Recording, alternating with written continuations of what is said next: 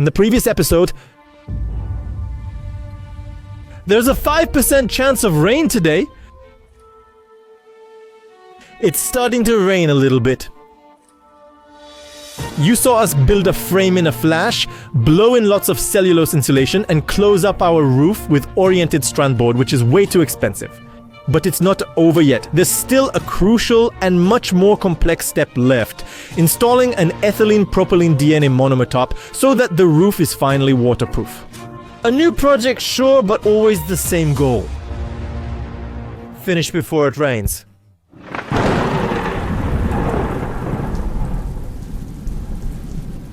Once again, nothing went as planned. It kept me up for days, but for you it'll make a great fun video to watch. So that's cool, right? Here we go. Hi, I'm Julian Malara, and this is my house, a container. I'm 26 years old, I have no do-it-yourself skills, but I set myself the crazy challenge of building an eco-friendly and affordable house.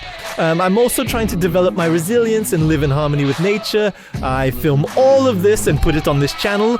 So subscribe if you want to follow the adventure. Hi everyone, today I'm gonna share my feedback with you.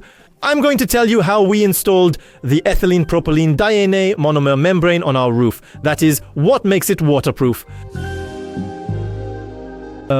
First step, and not the least important, we'll have to get the ethylene propylene DNA monomer up onto the roof. So for me, for my roof, I have a roof that's 10 meters by 12 meters.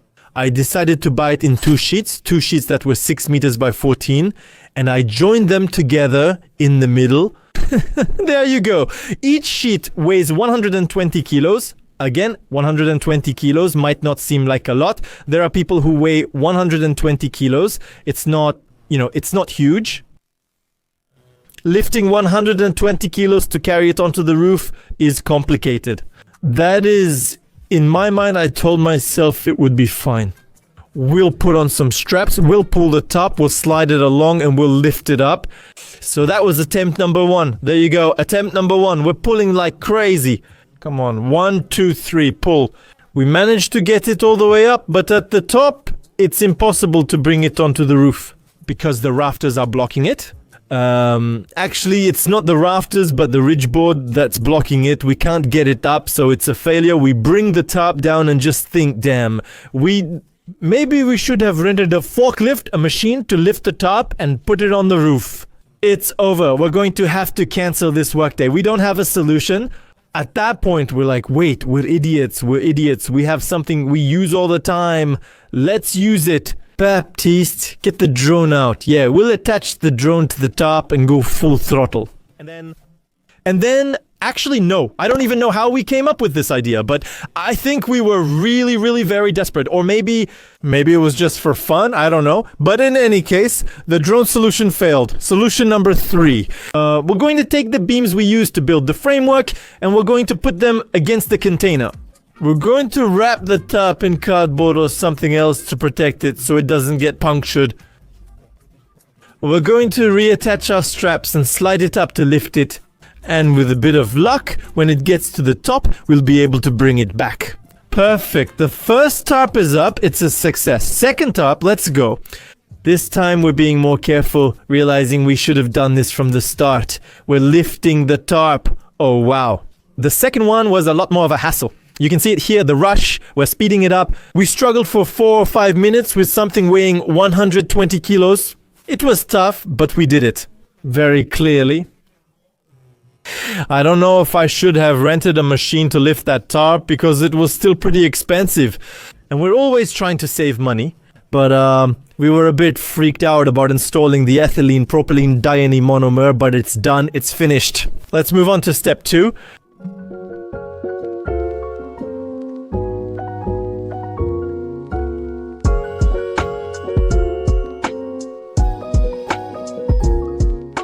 After placing the top, we vacuum all the oriented strand board.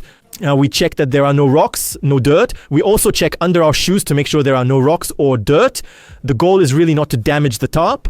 And we're going to put our 2 tarps on the roof, like in their final position. That's it. And we're going to leave them like that for half an hour to 2 hours. So they take the shape of the roof from 30 minutes to 2 hours. Why?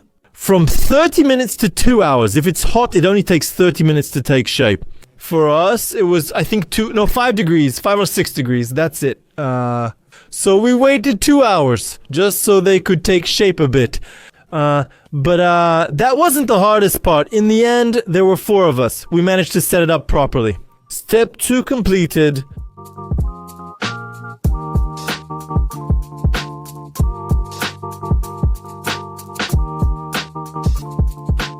Step 3, gluing. So, look, I took some sheets to explain it to you, but Theo might do an animation during editing. We'll see if I pay him enough for him to do that.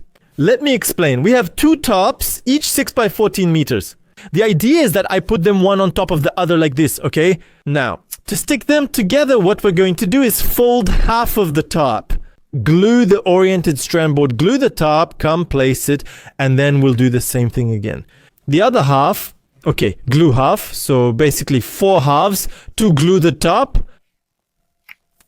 The explanation with the sheets was clear. No need for animation, Theo. I'm handling it for you.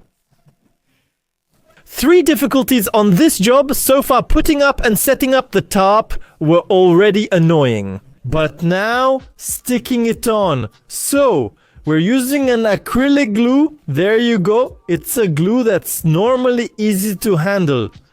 The problem is that I already have a lot of surface area, so it takes a long time to glue.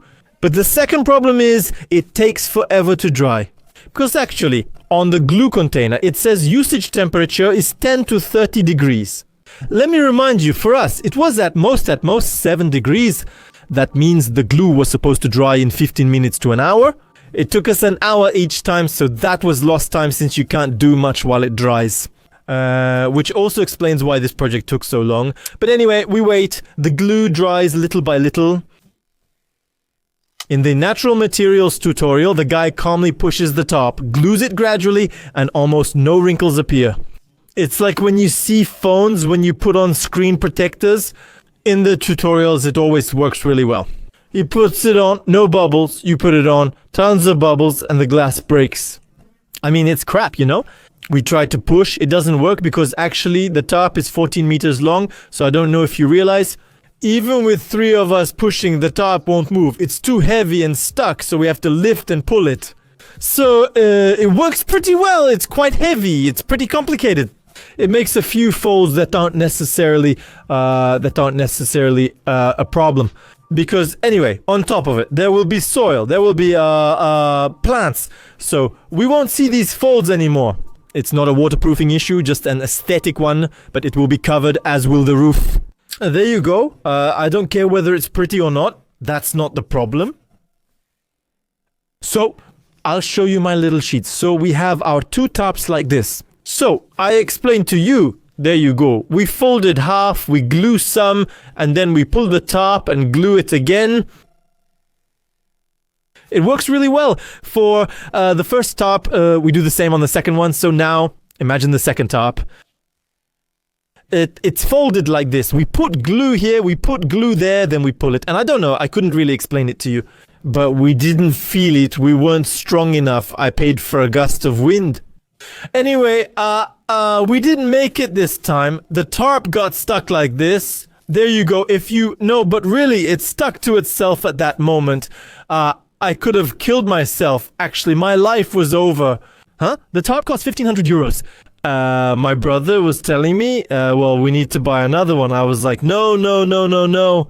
Actually, people aren't paying. It's on TP, so I can buy another tarp, so. So, we spent half an hour pulling like crazy on the top, trying to straighten it out. Folding it back up, your mom, there you go, just like that. And trying to stick it back on. Very gently, very gently. We did it, huh? We did it. But there are creases everywhere, you see, the sheet. It's all wrinkled. Well, in real life, the tarp has creases. You can see it in the shots, in those shots that are shown as cutaways. The fact is, once again, it's okay. In the end, there's no problem with waterproofing. But a lot of stress, a lot of hassle. And on top of that, it's because we're idiots, meaning natural materials. On the phone, they said the tarp is 14 meters. So don't fold it that way or it'll be too heavy to carry. Fold it along the 6-meter length like this, and then you make 6 meters like this. I'm looking at my video feed. Yes, you see more or less what I mean. Fold it along the 6-meter length. That way you only have 6 meters to move. Indeed, natural materials. That's it. That's a very good point. You are the professionals and you're right, but we're just dumb. Since our first tarp covered 14 meters and they told us 6 meters, we realized they were correct. We managed with 14, so let's use 14. That's how we did the first one, so it's because we were stupid. What? That we made the mistake? We had the expert advice, we had everything, but no, we still struggled. Anyway, I'll tell you about that pretty quickly.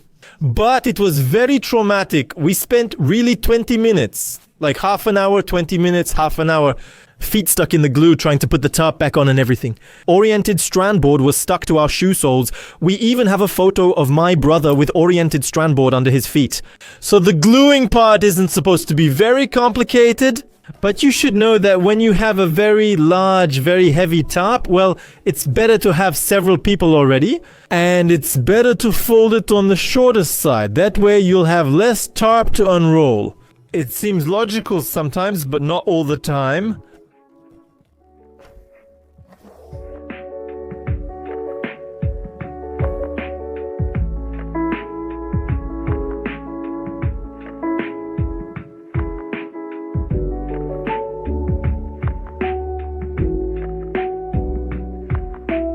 Step number 4. I told you that we put 2 tarps on top of each other like this. So, they're stacked. At the ridge of the roof, the ridge is the highest point. There you go. But these 2 tarps, we'll have to vulcanize them. Vulcanizing means we're going to weld them together cold, weld them chemically. And we'll see all of that footage.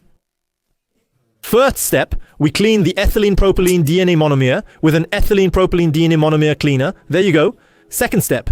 We're going to apply some primer. On this primer, we'll put our bonding slurry between the ethylene propylene DNA monomer sheets. We'll smooth it out with a smoothing tool. This will allow us to vulcanize this strip. Once it's vulcanized onto the first sheet, we lay the second sheet on top of it.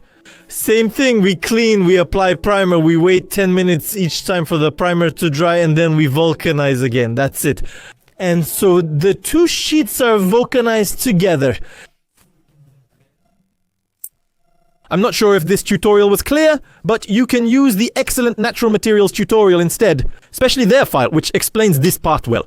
Vulcanization really isn't complicated. Welding brackets onto the container is a pain, but vulcanizing, so chemically welding pieces of EPDM, is really not complicated. That's it.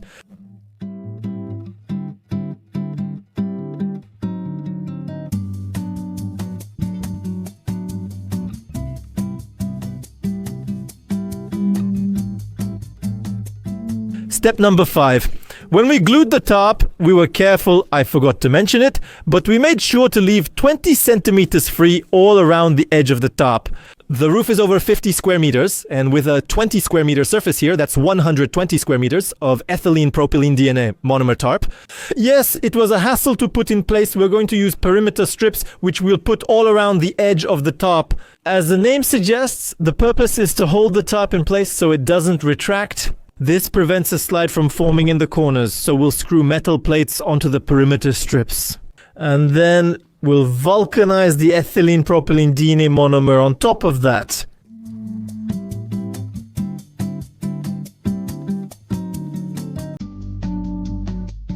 A quick wipe with cleaner on the top, a coat of primer, and then we'll vulcanize all of that.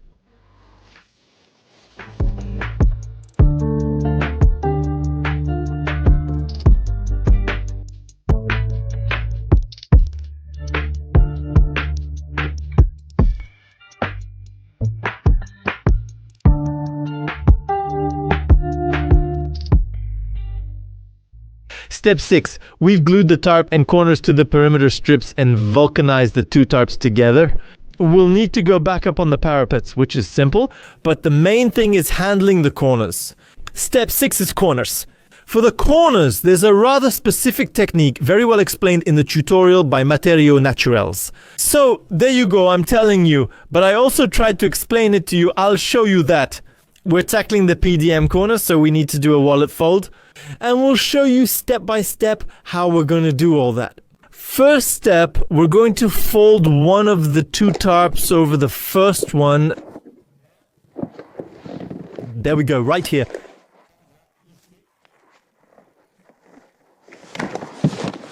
We're going to do it. Make sure to get the corner right.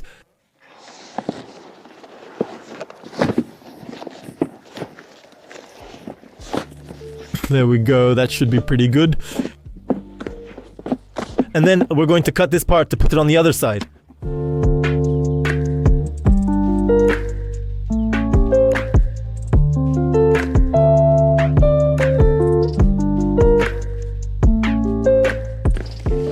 Now that we've cut this, we can... There we go, to be able to send all of this like that. There you go, perfect. Now we're going to start the wallet fold. We're going to take the remaining end and do our wallet fold like this.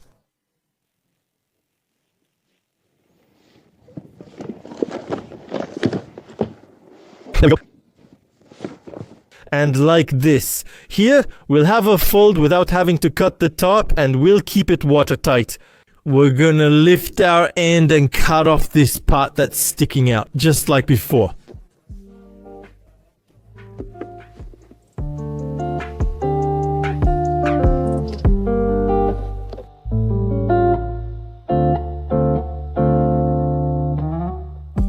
By cutting now, it allows us to always do our wallet fold right in the corner every time with a flap, which we can fold over. There you go. And if we haven't cut enough, we can trim a little more.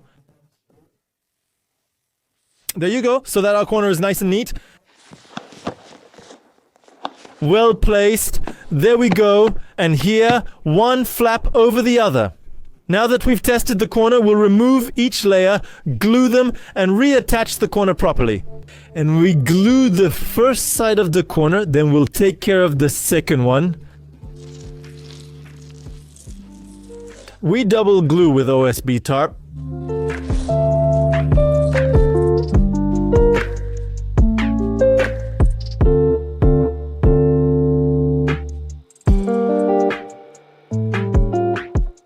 Once our corner is finished, we've glued both parts of the wall well.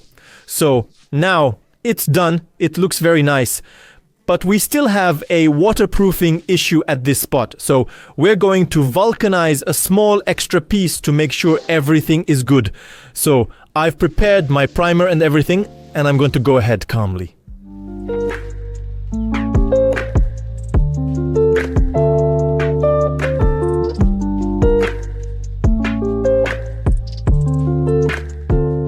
Once we've glued these corners, it's good. We can glue the rest of the tarp onto the parapets. There's nothing specific to know here except that, well, once again, we glue the OSB, we glue the tarp, and we wait for it to get tacky. The problem is, it's winter, so it's very cold, so the glue almost never dries. So we get up on the parapet, we make sure it's nice and tight, nothing too complicated once again.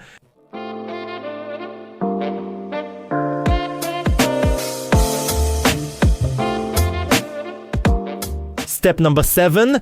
So now we're on the gutters. This step is simple. For me, I had a double pitched roof.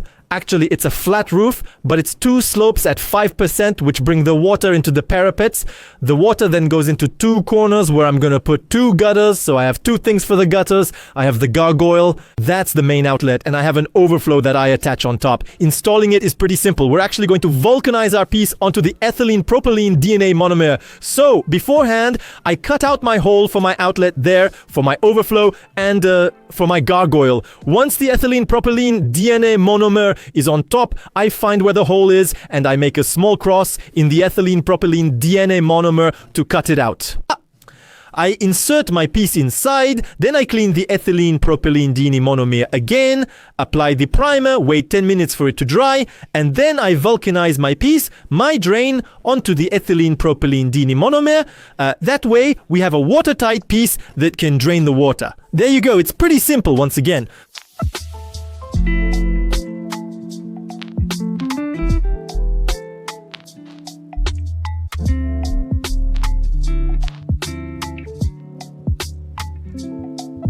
And now we're going to talk about the last thing, this feedback. It's the price. How much did all of this cost me? And was it worth it to build a flat roof with ethylene propylene diene monomer? In the previous video, I told you that my framework plus my insulation and my oriented strand board cost me 8,000 euros. To that, you have to add 4,000 euros for the ethylene propylene diene monomer membrane. It's pretty expensive, but that's the price for a membrane. Natural material isn't much more expensive. Actually, it's not more expensive than the others. Well, that's the price. Then I'll have to add another 1,500 euros later for the coping.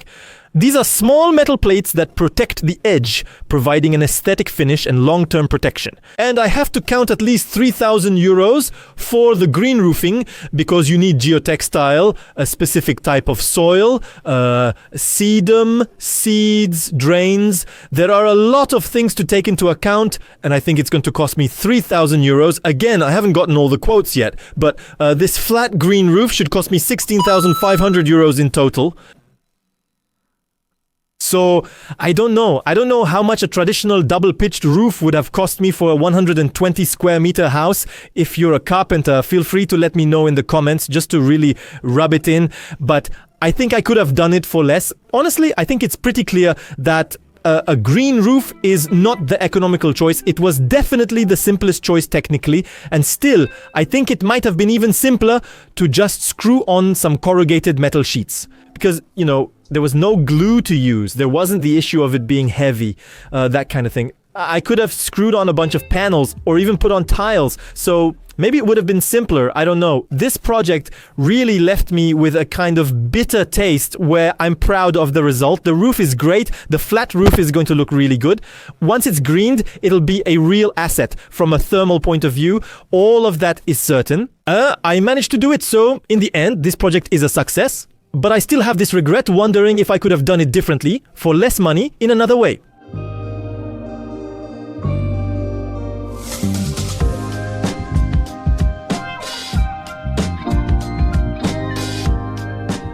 And there you go, the roof is finally waterproof. I don't need all those tarps anymore, the rain barriers, and all the temporary stuff I had put together. Now I finally have a tarp that channels the water into drains, so that's really cool. This project took us 3 full days. I had planned for a day, maybe a day and a half at first, but in reality it took us much longer. First because we struggled to get it up on the roof, then it was really cold, so everything took a long time to dry. The glue took a long time to dry. The tarp took a long time to spread out and settle properly. The cold really slowed us down, I want to say, but I think we really needed to count on at least 2 full days to get it done. 2, maybe even 3 days. No, actually, I think it even took us 4 days if you count all the little finishing touches. It's also a stressful project because it was 4 days where, again, we had to be careful that it didn't rain during those 4 days. Of course, it rained during those 4 days, so we had to put up temporary things to protect the corners that weren't finished yet. Really? This roofing project is all about managing the rain, managing how the work progresses, and how we protect it to keep everything watertight until we finish the ethylene propylene diene monomer. But now the green roofing that will go on top, I'll do that in a year or 2. There's no rush. The green roofing will also help protect the ethylene propylene diene monomer and make it last longer over time. But anyway, that will come later in future videos. For now, let's say the roof is finished. Really, don't take this experience feedback video as a tutorial like, do exactly what I did. I'm a professional. I know everything I'm doing. It's more like I gathered thousands of pieces of information from everywhere. I tried to put it all together and make the best choices. What you see here today, this insulated roof done in my own way with ethylene propylene diene monomer, all of that, it's the best solution I found. It's the best compromises I made. That's it. But maybe there was another way. Feel free to keep the discussion going in the comments and tell me, are you stupid? If you had made a sloped roof, it would have cost you 200 euros. I'm a carpenter and understand how it works, but I wasn't exactly imitating a real one. I was imitating Jojo from 69, who thinks he knows about do-it-yourself and gives me advice in the comments. That happens very often, guys telling me, what you did is terrible. I would have done it with 3 pieces of string and a piece of bread. No, it still would have cost me thousands of euros, but I'm curious to see. Let's discuss in the comments. For example, did you do it differently for your house and how much did it cost you? I'm curious. Oh, I didn't ask Jan how much it cost him for his container house, but I think it was just as expensive because he did ethylene, propylene, DNA monomer and everything. On the other hand, Bruno, for his house with his corrugated sheet and everything, it must have been cheaper. Anyway, let's continue the discussion in the comments. Thank you for watching this video until the end. I hope you learned something, that you enjoyed it, and I hope it helped you with your project. I'm starting to get tired because I filmed several videos today. I just got back from the site, and tomorrow I'm going back for the installation work. Anyway, it's a big adventure. See you very soon on this channel. Bye!